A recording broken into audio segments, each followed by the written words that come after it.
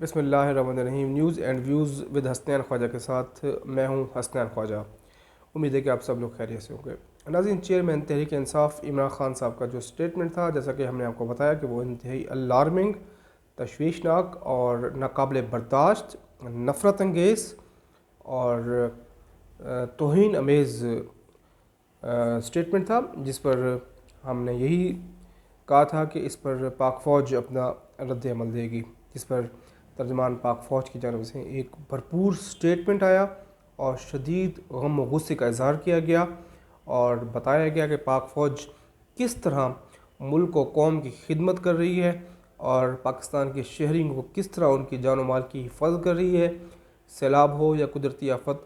लेकिन ऐसे मौके पर फैसलाबाद में तहरीक इंसाफ के chairman, PTI chairman Imran Khan की तरफ से जो मुज़हक्का खेज़ और तज़हीक अमेज़ बयान दिया गया, वो उस पर पाक फ़ौज में शदीद गम व गुस्सा पाया जाता है। नाज़रीन, ये तर्जमान पाक फ़ौज की जानब से ये स्टेटमेंट बनता भी था, बल्कि एक कदम आगे इस पर तर्जमान पाक फ़ौज को आकर प्रेस कॉन्फ्रेंस भी करनी चाहिए थी। हुकूमती सफ़ों में भी इस पर हमने देखा कि फ़ौज की खुलकर हिमायत की गई, दिफा किया गया। लेकिन बहरहाल मुस्लिम लीग नून की तरफ से तो हमें नज़र आया कि उनकी तरफ से 3-4 अहम प्रेस कॉन्फ्रेंसेस हुई, लेकिन पीपल्स पार्टी की तरफ से ऑन कैम कोई भी इस पर नहीं आया। गचे आसिफ अली ज़रदारी साहब ने, बिलावल भुट्टो ने स्टेटमेंट की, लेकिन बहरहाल ये एक ऐसा मामला था जिस पर फ़ौज के मोराल को हाई करने की ज़रूरत थी, तो इसमें पीपल्स पार्टी को भी फ्रंट फुट पे आकर इस पर प्रेस कॉन्फ्रेंस करनी चाहिए थी। बल्कि 2 कदम आगे जाकर मैं तो यही कह रहा था कि वज़ीर शहबाज शरीफ को फौरी तौर पर कौम से खिताब करना चाहिए और उसमें उन्हें फ़ौज को अवाम की तरफ से ये मैसेज दिया जाए कि वो फ़ौज की कुर्बानी को कदर की निगाह से देखते हैं। आज वैसे भी यौम दिफा और शहदा पाकिस्तान है। हम पाक फ़ौज के उन तमाम जवानों को जो उन्होंने वतन अज़ीज़ पर जान निछावर की 6 सितंबर की जंग में, या वैसे भी किसी भी सूरत में, हम उनको खराज अक़ीदत पेश करते हैं और उनकी फ़ैमिली को भी हम सलाम पेश करते हैं। नाज़रीन, इमरान खान साहब के स्टेटमेंट पर हमने देखा कि मुख्तलिफ जो चोटी के दिफाई तज़ियाकार थे, लेफ्टिनेंट जनरल ग़ुलाम मुस्तफ़ा साहब, लेफ्टिनेंट जनरल नवाज़ रज़ा मोहम्मद ख़ान साहब, वो शदीद इसकी उन्होंने मज़म्मत की और इमरान खान साहब से मुतालबा किया गया कि वो इस बयान पर कौम से माफ़ी मांगें। लेकिन लगता नहीं कि इमरान खान साहब माफ़ी मांगेंगे, क्योंकि हमने देखा कि तहरीक इंसाफ इस मामले को मज़ीद तूल देने की कोशिश कर रही है, कंट्रोवर्सी पैदा करने की कोशिश कर रही है और बरह रास्त अपने आप को फ़ौज के आमने सामने लाने का एक बयानिया खड़ा किया जा रहा है। फवाद चौधरी ने आज प्रेस कॉन्फ्रेंस की और उसमें उन्होंने कहा कि DGI SPR की स्टेटमेंट गैर ज़रूरी थी, इसकी ज़रूरत नहीं थी। और वो उनका मौक़िफ़ ये था कि चूँकि इमरान खान साहब अपने बयान की क्लैरिफाई कर चुके हैं, तो किसी किस्म की कोई ज़रूरत नहीं थी।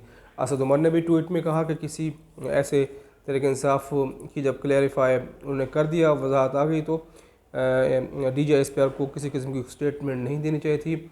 साबिक़ वफाकी वज़ीर जो डॉक्टर शेरी मज़ारी हैं, उनका भी यही ट्वीट था कि DGI SPR का बयान गैर ज़रूरी था। उनने मेमो गेट और जो था आसिफ अली ज़रदारी के दौर में मेमो गेट और नवाज शरीफ के दौर में डॉन लीक्स के जो स्कैंडल्स थे, उनका भी हवाला दिया। ना अपनी सूरत हाल PTI जानबूझकर इस नहज पर लेके जाने की कोशिश करी है, जिसमें बरह रास्त इदारे फ़ौज को टारगेट किया जाए।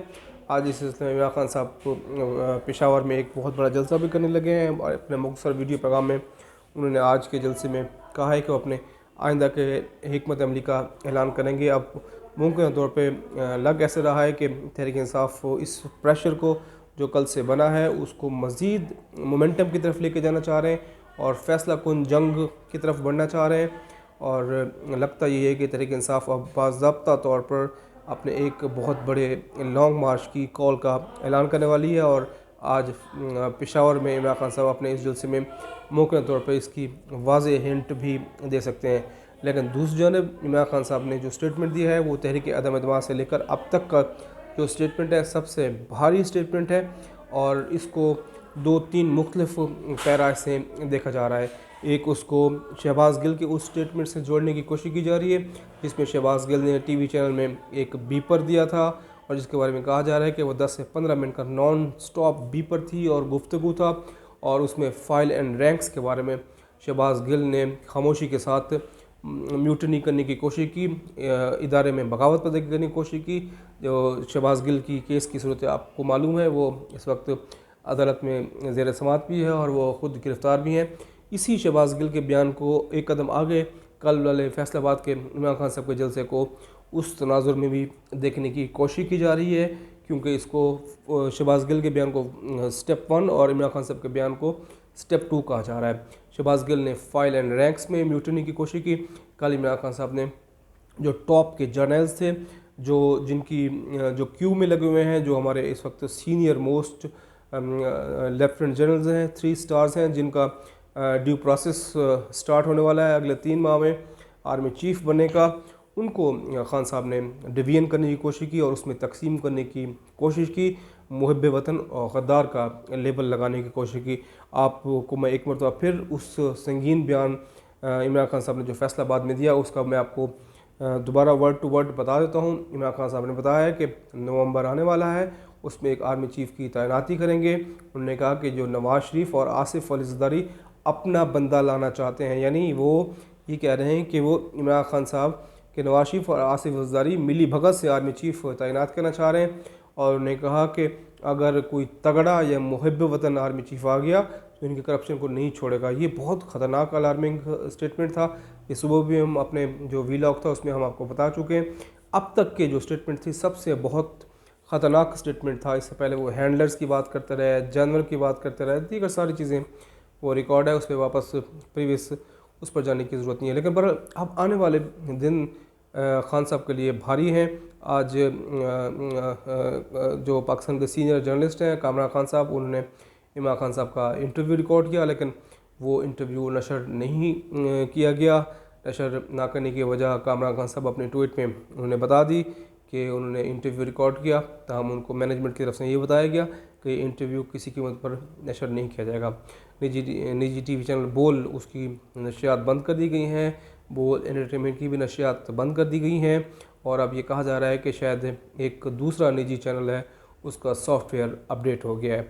आने वाले दिन बहुत पाकिस्तान की सियासत का महव मरकज़ होंगे। खान साहब की आज की जो तकरीर है उसको ग़ालिबन शायद टीवी चैनल्स पर लाइव नशर नहीं किया जाएगा, क्योंकि खान साहब इस वक्त एक चलते फिरते सियासी एटम बम बने हुए हैं और उनकी गुफ्तगू से निकलने हुए अल्फाज की सेंसिटिविटी का पहले से अंदाज़ा लगाना बहुत मुश्किल है।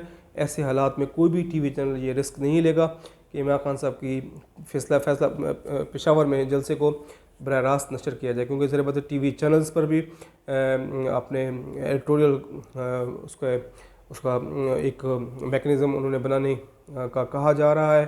और इस्लामाबाद हाई कोर्ट के चीफ जस्टिस ने भी उस पर इमरान खान साहब की स्टेटमेंट पर बरहमी का इजहार किया। तो अब ऐसा लग रहा है कि इमरान खान साहब की तकरीर तो अब उस तरह शुद्ध से नहीं दिखाई जाएगी। पहले भी मैंने आपको सुबह बताया था कि चंद चैनल लाइव दिखाते हैं, चंद नहीं दिखाते, क्योंकि खान साहब इस वक्त नाकाबिले यकीन गुफ्तगू कर रहे हैं और वो नाकाबिले एतबार बन चुके हैं। ना खान साहब के शायद कान में कोई ये बात बार बार कह रहा है कि आप एंटी इस्टेब्लिशमेंट बयानियाँ लें तो आप बहुत पॉपुलर हो जाएंगे, आवाम आपकी मुट्ठी में आ जाएंगे। देखिए, एंटी इस्टेब्लिशमेंट बयानियाँ लेना कोई मायूब बात नहीं। पाकिस्तान में एंटी इस्टेब्लिशमेंट बयानियाँ हमेशा से पॉपुलर रहा है। जिसने भी एंटी इस्टेब्लिशमेंट बयानियाँ लिया वो पॉपुलर रहा है।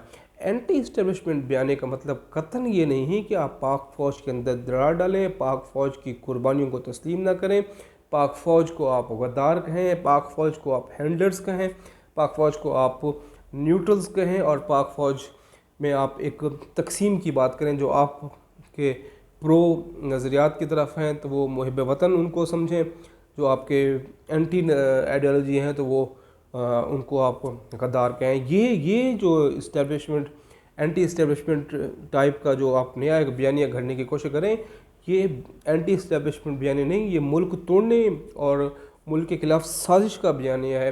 ये भारत का तो बयानिया हो सकता है कि कौमी दिफाई इदारों को, कौमी सलामती के इदारों को कमज़ोर किया जाए ताकि पाकिस्तान अंदर से कमज़ोर हो, क्योंकि भारत को पता है कि वो दिफाई लिहाज से मुट्ठी भर पाकिस्तान की जो कुव्वत है वो उसका ताकतवर भारत का मुकाबला करने के लिए तैयार है, और एक नहीं कई मरतबा हमारी ये फ़ौज ये बात साबित कर चुकी है।